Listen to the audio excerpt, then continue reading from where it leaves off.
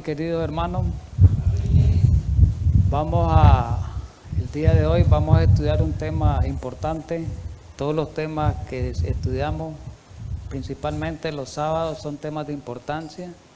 Recordemos algo, que los sábados era en el santuario cuando se renovaba el pan. Y la renovación del pan significa hoy en estos tiempos, el pan es el mensaje de vida, el mensaje de salvación, ¿verdad? Y que se cambia, el cambio de pan involucra, digamos, un mensaje nuevo, un mensaje verdadero, nuevo en la mente de uno, ¿verdad?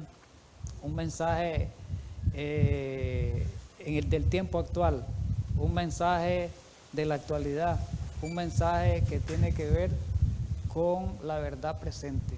Entonces hoy vamos a disfrutar pues del pan, como quien dice, de pan fresco, pues. Vamos a orar primeramente para pedir la bendición divina. Amante Padre Celestial, en esta mañana agradecido con usted porque la presencia tuya es manifestada sobre tu pueblo en este día. Sabemos que somos indignos, Señor, pero tú nos haces dignos. A pesar de nuestras dificultades, nuestras debilidades, tú nos haces dignos por medio de la sangre preciosa del Cordero de Dios. Ayúdanos, Señor, para que podamos acogernos a tu mensaje, acogernos a tu plan y podamos ser obedientes, leales al cometido que tú nos has dado para este tiempo, la predicación del último mensaje de misericordia. Ayúdanos en esta mañana, pues, para que nuestra mente sea percibida de todos los consejos que tú nos quieras presentar en este día, en Cristo Jesús. Amén. Bueno, ahí está el título, ¿verdad? En la imagen, en la pantalla, ¿verdad? Y dice, ¿quiénes predicarán el mensaje final? Esa es una pregunta. ¿Quiénes predicarán el mensaje final? Porque recordemos que en el tiempo final se va a predicar el mensaje, dice, con poder de lo alto, que va a ser derramado sobre aquellas personas que verdaderamente son hijos de Dios, que verdaderamente han sido fieles hijos de Dios, que verdaderamente han sido consagrados hijos de Dios.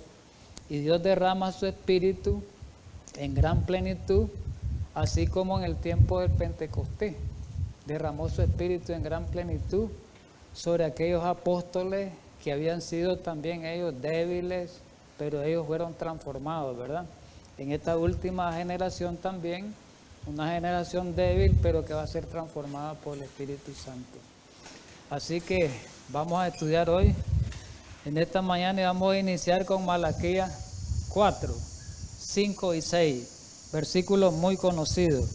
Malaquías 4, 5 y 6. Dice el verso 5. He aquí yo envío el profeta Elías antes que venga el día de Jehová grande y terrible. Versículo 6. Él hará volver el corazón de los padres hacia los hijos y el corazón de los hijos hacia los padres, no sea que yo venga y hiera la tierra con maldición. Está escribiendo Malaquías. Malaquías escribió más o menos unos 4 siglos antes que viniera Jesús, más o menos, ¿verdad? 400 años, por ahí.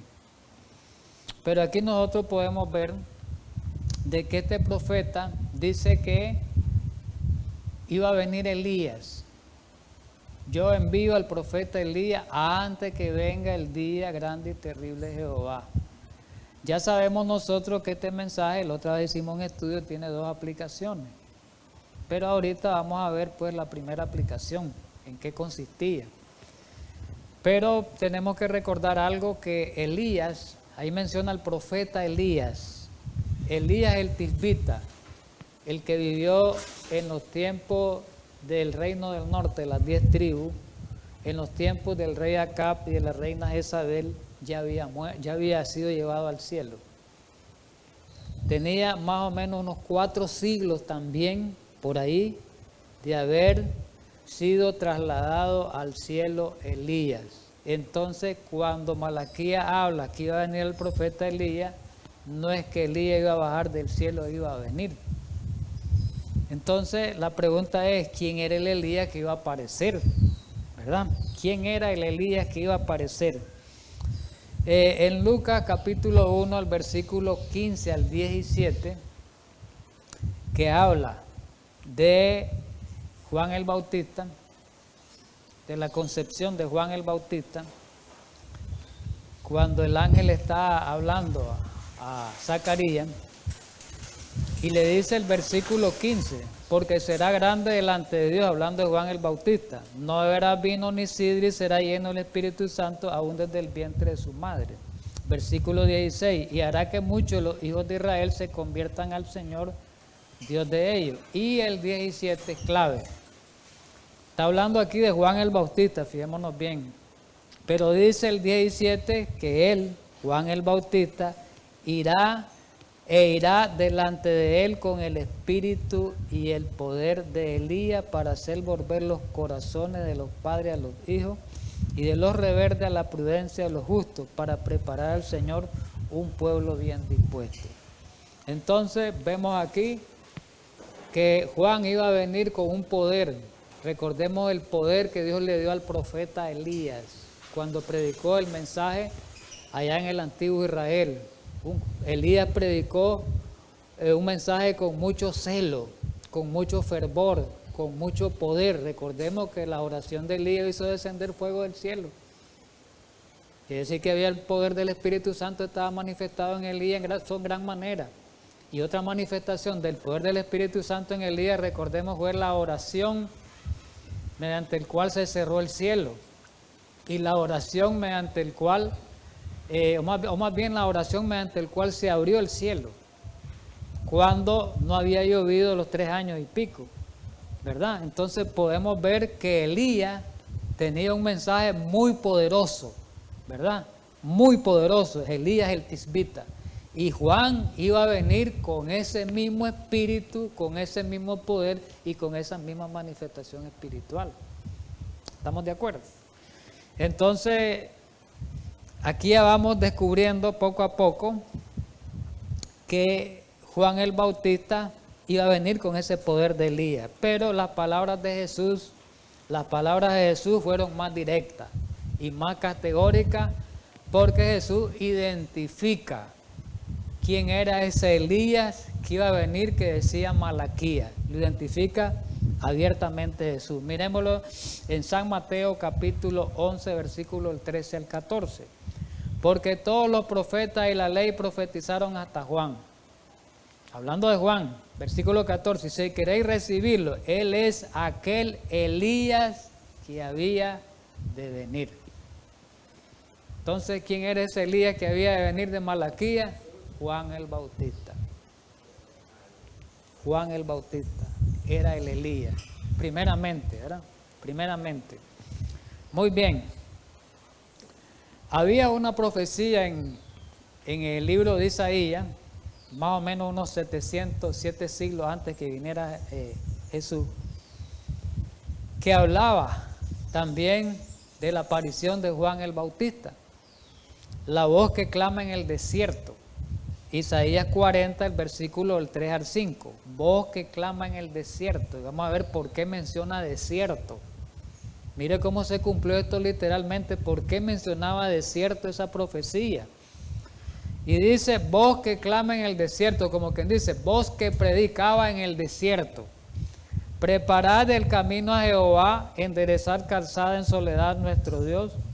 Versículo 4, todo valle sea alzado y bájese todo monte y collado, y lo torcido se enderece y lo áspero se allane.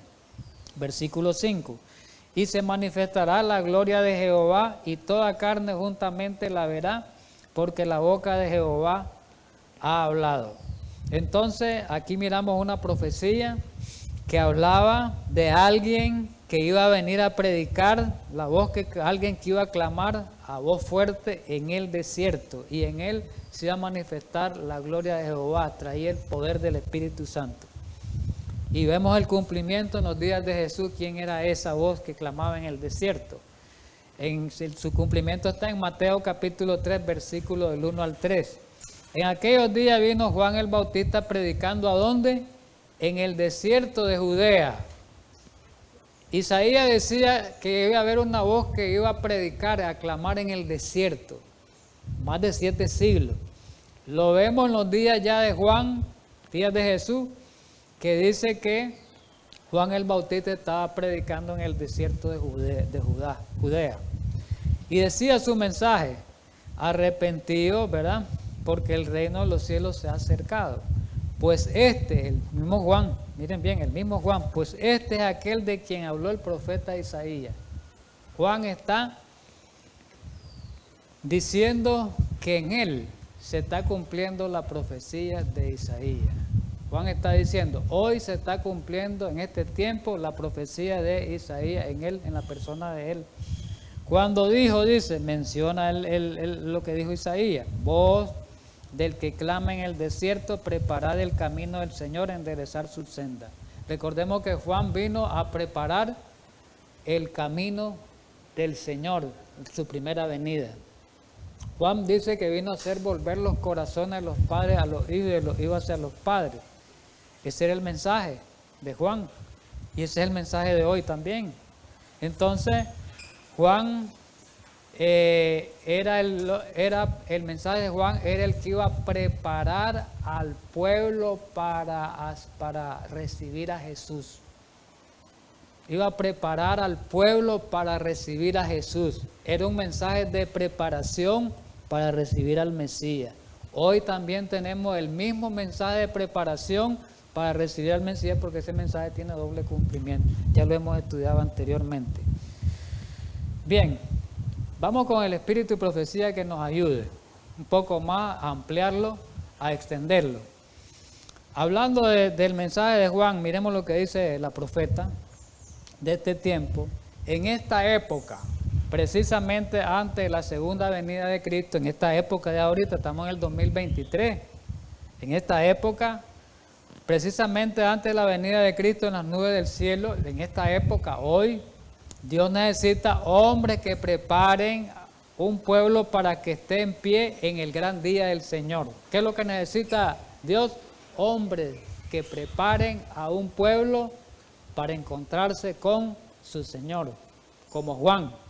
Juan fue un hombre que preparó al pueblo para que se encontrara con su Señor en la primera venida. Ahora Dios quiere hombres como Juan para que preparen a un pueblo para encontrarse con su Señor en la segunda venida. Pero aquí dice algo importante, algo relevante dice aquí, hermano, y está subrayado: en estos últimos días se debe efectuar una obra igual a la que hizo ¿quién? Juan. En estos últimos días se debe efectuar una obra igual a la que hizo ¿quién? Juan. Juan el Bautista, claro. En este tiempo de apostasía casi universal, a ver, pregunto, ¿en este tiempo estamos en una apostasía casi universal? Sí. ¿Quién lo dice? Jesús lo dijo. Que este tiempo iban a ser como los días de ¿quién? De Noé. Entonces estamos en apostasía. En el tiempo de Noé es una apostasía universal, mundial. Entonces estamos en la misma apostasía de hoy. Y ahí está diciendo qué es lo que pasaba en los días. A ver, ¿qué es lo que pasaba en los días de Noé? Dice que el mal, en el capítulo 6 de Génesis, dice que Dios ya no pudo resistir esa marea mala. El mal, dice, ellos se corrompieron, dice, y el mal sobrepasó los límites. Ahí habla el capítulo 6, el mal sobrepasó los límites. Dios ya no pudo tolerar la marea de maldad. Entonces Dios dice, viene un diluvio, viene la destrucción. Hoy estamos en el mismo tiempo. La apostasía está casi universal. Allá predicó Noé en la apostasía universal. Ahora Dios quiere que prediquen hombres como Juan el Bautista. ¿Estamos de acuerdo? En este tiempo, repito, de apostasía casi universal, Dios exige que sus mensajeros proclamen su ley con el espíritu y el poder de Elías. A ver, que proclamen su ley como ¿quién? Como Juan. ¿Quién traía el espíritu y poder de Elías? Decía Lucas, Juan. Entonces Dios quiere que proclamemos hoy Su mensaje como ¿quién? Como Juan. Así como Juan el Bautista, al preparar al pueblo para el primer advenimiento de Cristo, llamó su atención ¿a qué? A los 10 mandamientos. Juan llamó la atención a los 10 mandamientos. Lo llevó a la ley de Dios, se estaba violentando la ley de Dios, a los 10 mandamientos. Ahora vamos con nosotros, mire cómo lo aplica. Así, hoy nosotros debemos dar el mensaje nítidamente. Oiga bien, ¿cómo vamos a dar el mensaje? ¿Qué cosa es nítidamente? ¿Ve? Es nítido eso, dice uno, ¿ah? Exacto, un mensaje con precisión, exacto. Un mensaje sin límites, sin tacha, un mensaje perfecto. Así la palabra. Entonces dice, debemos dar el mensaje nítidamente. ¿Cuál es nuestro mensaje hoy? Temed a Dios y darle gloria porque la hora de su juicio ha llegado. Reverenciemos a Dios, honremos a Dios, démosle gloria a Dios hoy. ¿Por qué? Porque estamos en el juicio y después del juicio, ¿qué me está diciendo? Viene Jesús. Ese es el mensaje. Después del juicio viene Jesús. Y aquí lo dice, su juicio es, debemos esforzarnos para preparar el camino para el segundo advenimiento de Cristo. ¿Como quién? Con el mismo fervor que caracterizó a Elías el profeta y a Juan el Bautista. Menciona a los dos. Lo mismo, con el mismo fervor, con el mismo celo que predicó Elías el Tisbita, allá en las tribus del norte, del reino del norte, y como predicó Juan el Bautista en los días de Jesús, el mismo celo, el mismo poder espiritual. Ahora viene otra cita, Testimonios para la Iglesia en inglés, página, tomo 8, ahí está la página 332, 333, pero está en evento en los últimos días. Para los que tienen evento en los últimos días, página 64 en el original. A fin de dar un mensaje, porque dice que vamos a dar como el mensaje como Juan, ¿verdad? Fijémonos bien, vamos a presentar el mensaje en este tiempo, los predicadores, todos nosotros, ¿verdad? Todos somos llamados a ser predicadores de Dios ante el mundo. Tenemos que dar el mensaje como lo dio Juan. Esto no es, hermano, solo para pastores, es para nosotros. Nosotros, todos los adventistas, el séptimo día, estamos llamados a esta obra. Y dice, a fin de dar un mensaje como el que dio Juan, tenemos que tener una experiencia espiritual como la de Juan. A fin de dar un mensaje como el que dio Juan, debemos tener una experiencia espiritual como la de él, como la de Juan. Entonces, tenemos que tener una experiencia espiritual como la de Juan. La misma obra debe efectuarse en nosotros. Debemos contemplar a Dios y al contemplarlo perderemos de vista el yo. La pregunta que viene es, ¿cómo fue la experiencia de Juan el Bautista? Ahí donde viene la pregunta. Si a nosotros Dios, quiere Dios que seamos como Juan el Bautista, entonces quiere Dios que estudiemos la experiencia de Juan el Bautista. Cómo fue su experiencia espiritual, cómo fue su vida, para que nuestra vida se asemeje a nuestra experiencia espiritual, la de Juan el Bautista, y seamos idóneos y aptos para predicar este último mensaje de misericordia. Otra pregunta que va dentro de la misma. ¿Qué educación, si queremos investigar la experiencia de Juan el Bautista, tenemos que ver qué educación tuvo Juan para proclamar el mensaje de la primera venida de Cristo? ¿Cuál fue la educación? Porque para preparar un mensaje, para predicar un mensaje, tenemos que tener una formación. No, una formación para predicar un mensaje. Entonces aquí me está diciendo dónde va a radicar esa formación, qué tipo de educación tuvo Juan para proclamar el mensaje. Lucas 1:80. Lucas 1:80, capítulo 1, versículo 80, hablando de Juan el Bautista. Y el niño crecía y se fortalecía en espíritu, y estuvo en lugares desiertos hasta el día de su manifestación a Israel. ¿A dónde estuvo Juan el Bautista? Educándose y fortaleciéndose y creciendo física, mental y espiritualmente. ¿A dónde? Y estudiando la palabra. ¿A dónde? En el desierto. En el desierto. No había una escuela para Juan. no fue encerrada en aula, no fueron institutos de enseñanza, no fue un lugar donde fue a aprender teología Juan. ¿Me entiende? Esta es la Biblia, hermano, lo dice la Biblia y lo dice el Espíritu y profecía. ¿Me entendido? Deseado toda la gente, creamos en lo que dice el escrito. No crean en lo que yo estoy hablando, en lo que dice el escrito. Yo estoy leyendo lo que dice el escrito, a mí no me crean. Crean lo que dice el escrito.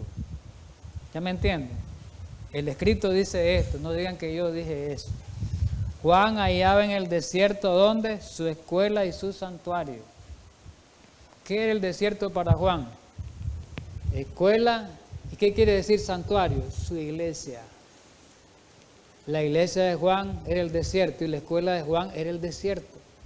Juan no asistía a la sinagoga. Todavía se dice que Jesús asistía, pero Juan no asistió. Juan no asistió a sinagoga. ¿Sabían ustedes eso? El que iba a preparar el camino del Señor no fue a las iglesias organizadas. La iglesia organizada era en ese tiempo. La iglesia judía es la iglesia organizada. La iglesia que Dios había establecido. Y Juan no fue ahí. Vamos a ver por qué no fue Juan. Eso lo vamos a ir viendo en el estudio. Hubo razones por qué Juan no fue y por qué Juan no iba a ir a la iglesia. Si es la iglesia de los judíos, la sinagoga, pero ¿por qué Juan no fue? ¿Y por qué Juan no fue a estudiar la escuela de los rabinos, si es la escuela de la iglesia? Es algo como contradictorio, contraproducente, ¿verdad? Pero hay razones por qué no se hizo eso. Sigamos estudiando. Un manuscrito, 131-1901, está en el Comentario Bíblico Adventista, tomo... no le puse el tomo, 1090, de seguro... puede ser el 5. Habla de los evangelios, pudiera ser, pero dejémoslo ahí, pues. Manuscrito 131-1901. Me imagino que debe ser ese. Había una gran obra designada para el profeta Juan. ¿Qué era una obra? Una gran obra. Pero no había ninguna escuela en la tierra a la cual pudiera asistir. Había una gran obra para Juan, pero Juan no había una escuela a la cual pudiera asistir. Vamos a ver por qué. Debía adquirir su conocimiento lejos de ¿dónde? De las ciudades. ¿A dónde? En el desierto. Las escrituras del Antiguo Testamento, Dios y la naturaleza que Él había creado debían de ser sus libros de estudio. ¿Qué estudiaba Juan? El Antiguo Testamento. ¿Qué era? La Biblia. Estudiaba Juan la Biblia, ¿verdad?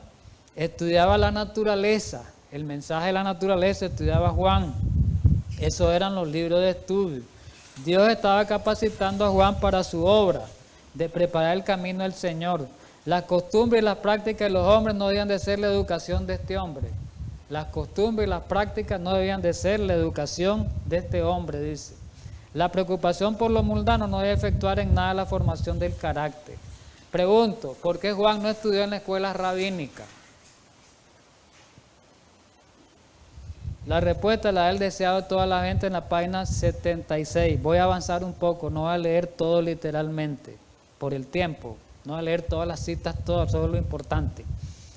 En el orden natural de las cosas, el hijo de Zacarías habría sido educado para el sacerdocio. O sea, Juan, como era hijo del sacerdote de Zacarías, Juan era hijo de Zacarías, ¿verdad? Entonces, como era hijo de Zacarías y Zacarías era un sacerdote, ¿qué es lo que pasaba? Que Juan debería haber sido sacerdote, pero Juan no estudió para sacerdocio. No. ¿Por qué? Pero la educación de la escuela rabínica le habían arruinado para su obra. Nosotros hemos estudiado ese tema, hermanos, en los temas de la educación verdadera. Recordemos que en los días de Jesús, el sistema educativo rabínico ya no era el sistema de Dios. Recordemos que había sido pervertido la educación verdadera que Dios estableció para Israel, había sido pervertida en los días de Jesús por la influencia griega, por la cultura griega, por la teología griega.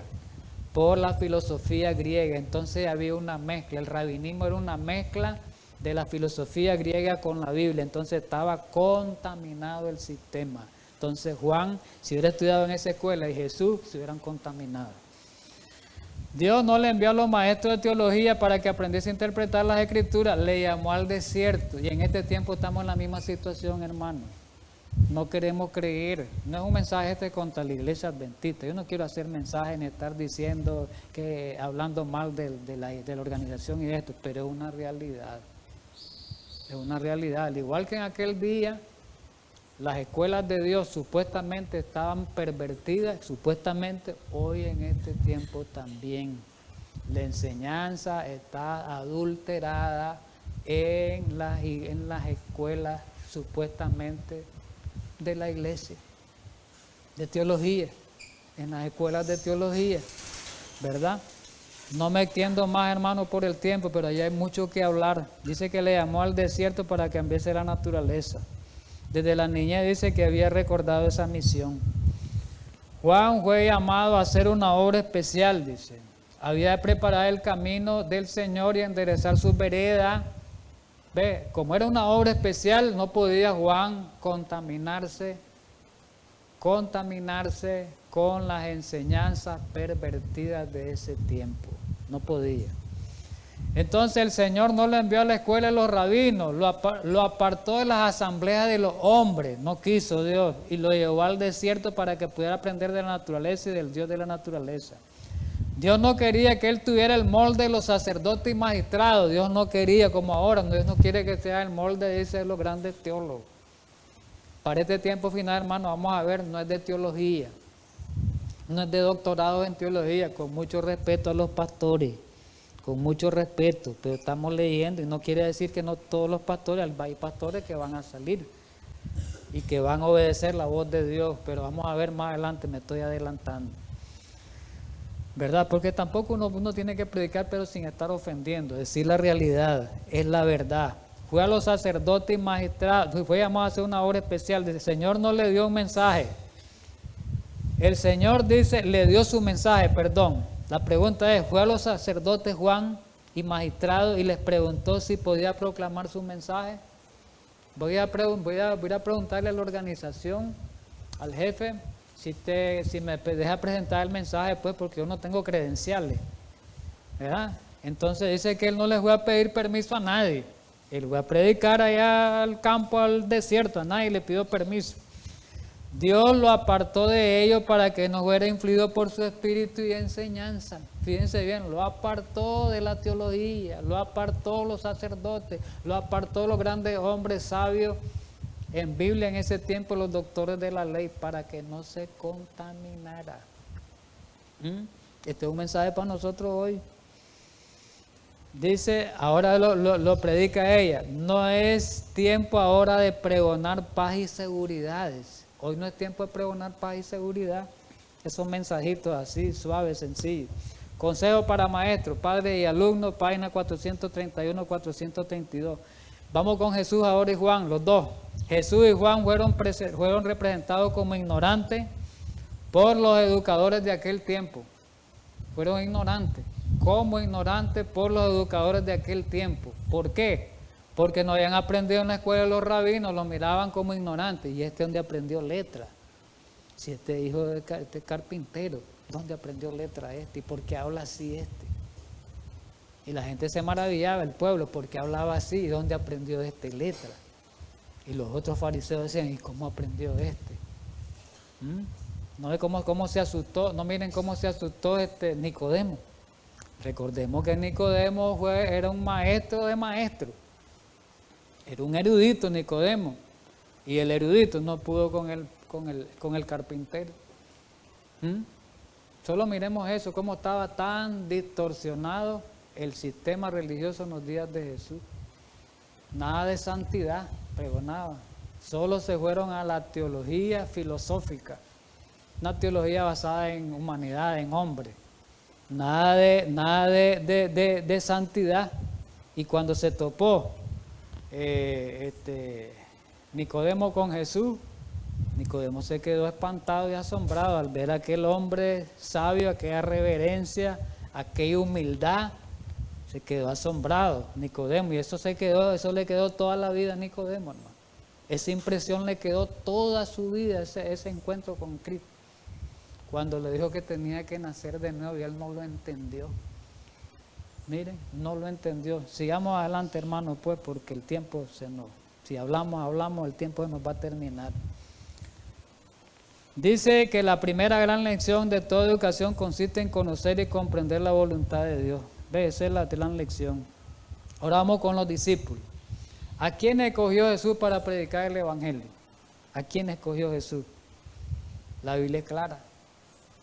No fue a los doctores de teología, Jesús no los escogió. Porque estudió en la universidad, en la escuela rabínica de más alta distinción. ¿No lo escogió Jesús? No. Marcos 1, 17 y 18 dice: y les dijo Jesús a los discípulos: venid en pos de mí y haré que seáis pescadores de hombres. Ellos eran pescadores, pues. Pero dicen: bueno, ustedes pescan ahí, yo quiero que así como pescan ustedes, agarran un montón de peces y los encierran en la red, así quiero que tomen sus redes y sean pescadores de hombres, ¿verdad? Y dice que dejando luego sus redes le siguieron. Entonces, ¿a quiénes buscó Jesús? A gente sencilla. Mire, pescadores, no fueron doctores en teología, no fueron máster ni licenciados, eran hombres humildes y sin letra. Aquí estamos hablando desde el punto de vista espiritual, ¿verdad? Estamos hablando desde el punto de vista espiritual. Dice, Conflicto y Valor, página 282, eran hombres humildes y sin letra. ¿Quiénes? Los discípulos. Hombres humildes y sin letra. Aquellos pescadores de Galilea, ¿verdad? Pero Cristo, la luz del mundo, tenía abundante poder para prepararlos para la posición a la cual los había llamado. El Salvador no menospreciaba la educación, porque cuando está regida por el amor de Dios y consagrada a su servicio, la cultura intelectual es una bendición. Lo que dice ahí es verdad y tenemos que aceptarlo. Si hay una persona que estudió, aquí lo está diciendo, y se entrega a Dios, es de gran ayuda. Dios no menosprecia eso, aquí lo dice. Y con Pablo lo vemos, con el apóstol Pablo lo vemos. Pablo estudió tanto, se entregó a Dios y Pablo sirvió mucho a Dios. Entonces tampoco podemos menospreciar lo otro. No podemos irnos a una balanza aquí y otra balanza aquí, no podemos menospreciar. Pero sí, esos son pocos hombres, poquísimos. La mayoría de los hombres que ha utilizado Dios en su obra, lo hizo en la primera venida y ahorita lo va a hacer, es con los iletrados, llamémosles pues, los indoctos. Pero no por eso podemos menospreciar y decir que no va a servir la cultura intelectual de lo que hay aprendido. Si lo usas para Dios, va a servir mucho, te va a ser una gran bendición. Aquí lo dice, lo voy a volver a repetir.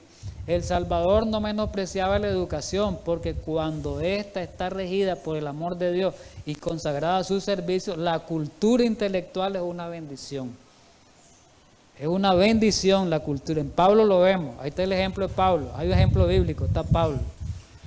Está Moisés es otro ejemplo bíblico. Moisés lo que fue es aprender al desierto que fue, todo lo malo que tenía, pero la mente ágil que tenía Moisés la preservó. Moisés era muy inteligente, estudió, le ayudó mucho también. No podemos ver desapercibido eso, ¿verdad? Porque caeríamos en el error de irnos a un desbalance también, ¿verdad? Bien, entonces ahí dice, pero pasó por alto los sabios de su tiempo, Jesús, ¿ve? En su mayoría pasó, Nicodemo también. Recordemos que Nicodemo al comienzo no se inclinó directamente por Jesús, pero ¿qué hizo Nicodemo al final? Al final, ¿qué hizo Nicodemo? Se fue del lado de Jesús, apoyó a los apóstoles grandemente y estuvo predicando el evangelio Nicodemo, ¿verdad? Entonces era un hombre de influencia, dice, Dios lo utilizó. Entonces miremos, aquí tuvieron un poco, bueno, sigo hermano por el tiempo. Aquí es importante, Obrero Evangélico, página 25. hay lecciones que podemos aprender de la experiencia de los apóstoles. Fijémonos en los apóstoles, sí. Hombres iletrados, fijémonos más en eso ahorita. Concentrémonos más en eso porque esa es la mayor proporción. La mayor proporción. Hay lecciones que podemos aprender de la experiencia de los apóstoles. Sí, hay lecciones. ¿Cuáles son esas lecciones? Mirémoslas, aquí aparecen. La lealtad de todo hombre a sus principios eran tan firmes como el acero. Primera lección. ¿Cuál es la primera lección que tenemos que aprender de los discípulos? La lealtad. ¿Cómo era la lealtad de los discípulos? Firme como ¿qué? Como el acero. Otra, eran hombres que no desmayaban ni se desalentaban. Ahí está la cosa. No desmayarse ni desalentarse. Estaban llenos de reverencia y celo por Dios. Reverencia y celo. Llenos de propósito y aspiraciones nobles. Eran por naturaleza tan débiles e impotentes.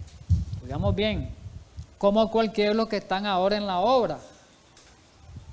Igual, los que estamos ahora en la obra somos con los discípulos, que éramos débiles e impotentes.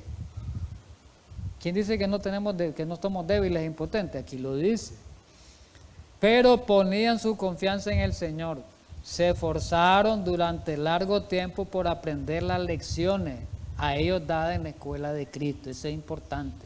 Y sus esfuerzos no fueron vanos. Ahora lo aplica Elena White. Se necesitan obreros de este carácter, como quienes, como los discípulos. Ella lo dice.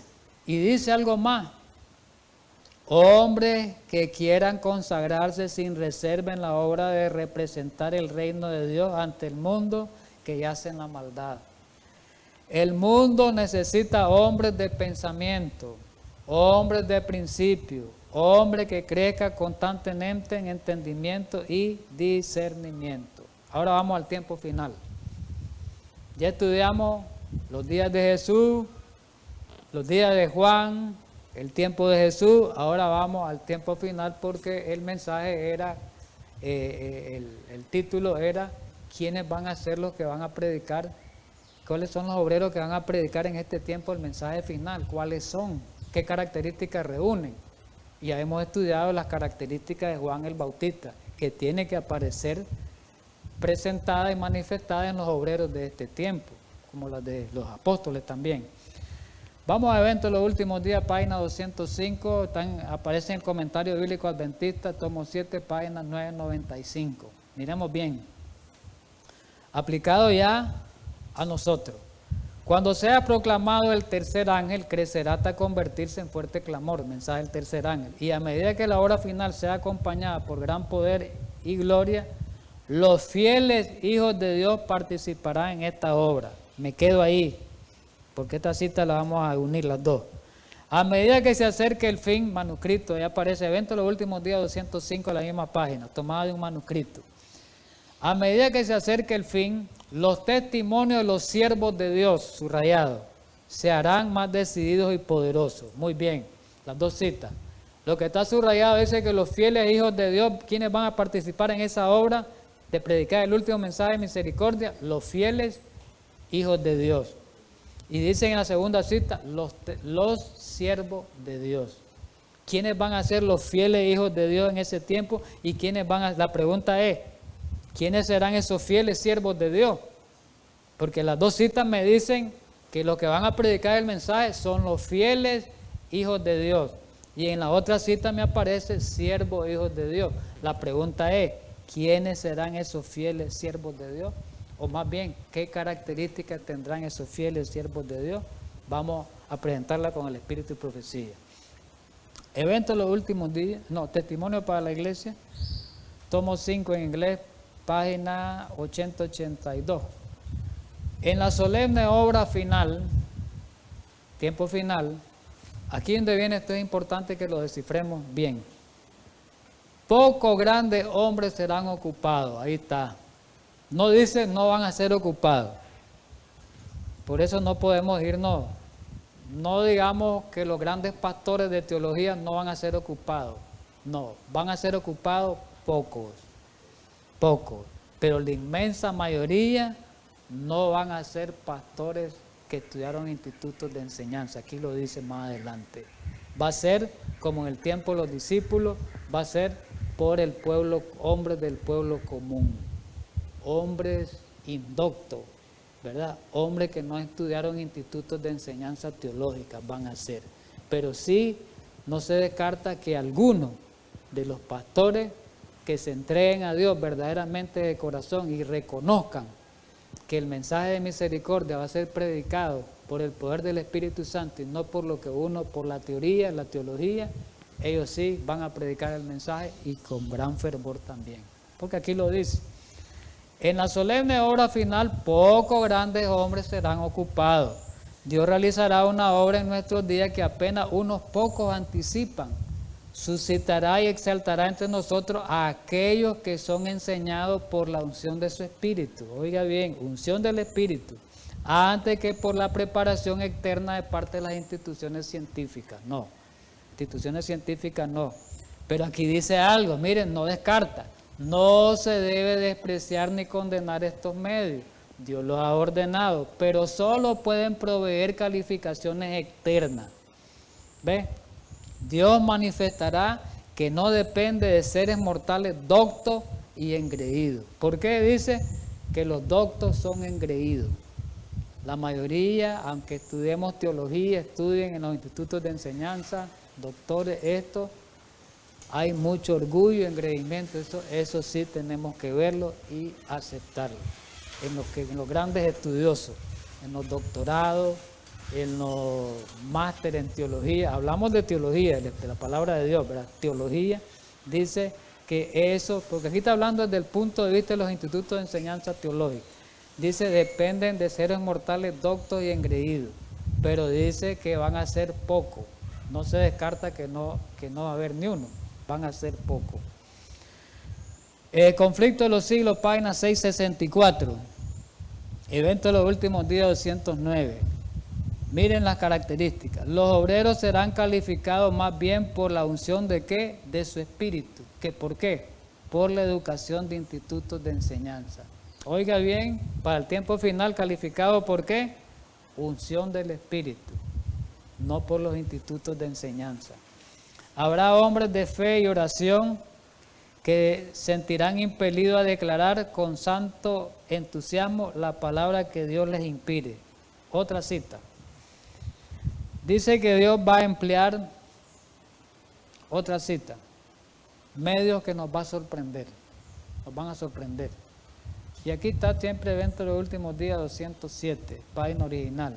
Permítame decirles, dice ella, que el Señor actuará en esta etapa final en la obra de una forma muy diferente de la acostumbrada, contraria a todos los planes humanos. Tiempo final no es como ahorita, como se está predicando el mensaje hoy. Va a ser de una forma diferente que ni siquiera nos imaginamos, porque dice que los medios van a sorprenderlos en ese tiempo, ¿verdad? ¿Por qué? La obra Dios la va a dirigir directamente Él la va a dirigir directamente y no la va a dejar la obra final en manos humanas. Manos humanas no. Él la va a dirigir directamente y va a derramar el Espíritu sobre lo que Él mire conveniente. Los que verdaderamente sean leales y fieles, lo que hemos estudiado, sean celosos por la causa de Dios, sean fieles, sean reverentes, sean leales a Él y tengan ese celo como el acero. Aquí lo dice. Los obreros se sorprenderán por los medios sencillos. ¿Cómo van a ser los medios? Sencillos. Los medios mediante los cuales Dios va a utilizar van a ser sencillos, no van a ser como ahorita, ¿verdad? Que podemos predicar el evangelio a tantos miles, no, ahí va a ser sencillo, yo no sé cómo. Hasta para el mensaje de salud van a haber medios sencillos para predicar el mensaje de salud, el mensaje del evangelio también, no sé cómo, Dios es el que lo va a manifestar en su tiempo. Dice que Él obrará por medios que resultarán adecuados en ese tiempo y mantendrá, aumentará y edificará su propio pueblo. Dice que va a mantener, a aumentar y va a edificar a su propio pueblo, dice esta cita. Siempre evento de los últimos días en la 207. Pero aquí está esta cita que es muy clara y es muy categórica. Vamos a estudiarla bien. Y aquí donde está esta cita clave, que Dios va a usar a los iletrados. Cuando hablamos de iletrados aquí, hermano, para que lo entendamos, no es que no sepan leer ni escribir, porque podemos malinterpretar. Iletrado es la persona aquí que nos va a estudiar religión. ¿Entienden? Que nos va a estudiar religión y que no tuvo una escolaridad tan desarrollada, ¿verdad? A eso se refiere aquí letrado. No es al que no sepa leer, porque si lo tomamos al español nuestro, los iletrados, ¿cómo van a predicar si no saben leer? No quiere decir eso. Iletrado es el que tiene pocas letras, dice. A Jesús le decían iletrado, pero Jesús en la realidad tenía un poder intelectual grandísimo, Jesús. Y Juan también, lo habían desarrollado con el estudio de las Escrituras, ¿verdad? Entonces miremos eso, pues, para que no interpretemos mal. Y más que todo se refiere aquí que Dios no va a usar tanto, como decíamos anteriormente, a los grandes estudiosos de religión, de teología, de grandes pastores, a esos no. Son gente laico, por eso dice que el tiempo final, lo que van a predicar más son los laicos. La hora final es para los laicos, los que no tuvieron esas enseñanzas grandes teológicas, pues, sino los que estudiaron la... ¿Quiere decir que esos iletrados van a ser neófitos? No, van a ser hombres preparadísimos en el estudio de la Biblia. Ahí Dios no quiere neófitos en su obra, preparadísimos en el estudio de la Biblia, el Espíritu y profecía. Van a ser gente bien preparada que ellos mismos fueron estudiando, fueron desarrollándose del poder intelectual. Y a eso se refiere, para que lo entendamos bien.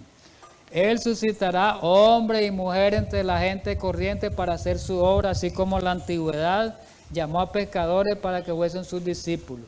Pronto habrá un despertar que sorprenderá mucho. Aquellos que no comprendan la necesidad de lo que debe hacerse serán pasados por alto. Ahí está la clave. Y los mensajes celestiales trabajarán con aquellos que son llamados gente común, capacitándolo, aquí está la cosa, para llevar la verdad a muchos lugares. Van capacitando. Y recordemos que Jesús, los apóstoles fueron capacitados por Jesús. Y después le dio el poder del Espíritu Santo. Entonces nosotros tenemos que ser capacitados. Ahora no es Jesús el que me va a capacitar directamente. Tenemos que capacitarlo con la ayuda de Dios, el poder de lo alto, estudiando la palabra de Dios.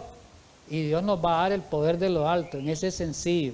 No es que seamos incultos, que no tengamos cultura intelectual desarrollada de las cosas divinas. Tenemos que estudiar por eso, la palabra de Dios, y estudiar bien, ¿verdad? Aquí lo está diciendo, aquí todavía lo estamos de vuelta manifestando, hermano. Pregunta, ¿por qué el hombre iletrado tendrá este poder del que carece el hombre docto? Oiga bien, no van a tener los grandes hombres de teología que no se entreguen a Dios, no van a tener el poder del iletrado. ¿Por qué? El iletrado, mediante la fe en Cristo, ha entrado en la atmósfera de la verdad pura y clara, mientras que el docto se ha alejado de la verdad por tantos matices teológicos, tantos enredos de la enseñanza que los dejó, la teoría los dejó mal. El hombre pobre es un testigo de Cristo. No puede apelar a datos históricos, dice, o a así la llamada ciencia, pero de la palabra de Dios reúne las evidencias poderosas. De la palabra de Dios nadie le va a poder contradecir la palabra de Dios, pero tiene que estudiar la palabra de Dios. No va a ser milagrosamente. La verdad que bajo la inspiración del Espíritu Santo es tan pura y notable y lleva consigo un poder tan indisputable que su testimonio no puede ser contradicho, ni los grandes hombres de teología van a contradecir el testimonio cuando sea presentado la verdad por estos hombres iletrados que habla de la Escritura.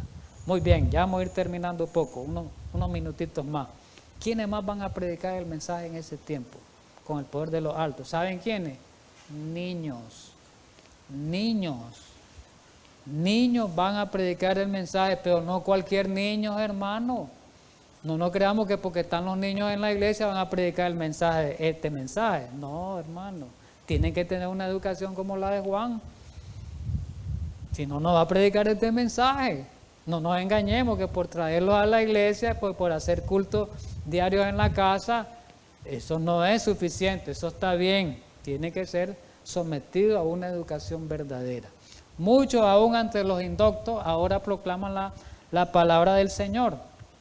Los niños son impulsados por el Espíritu para ir y declarar el mensaje del cielo.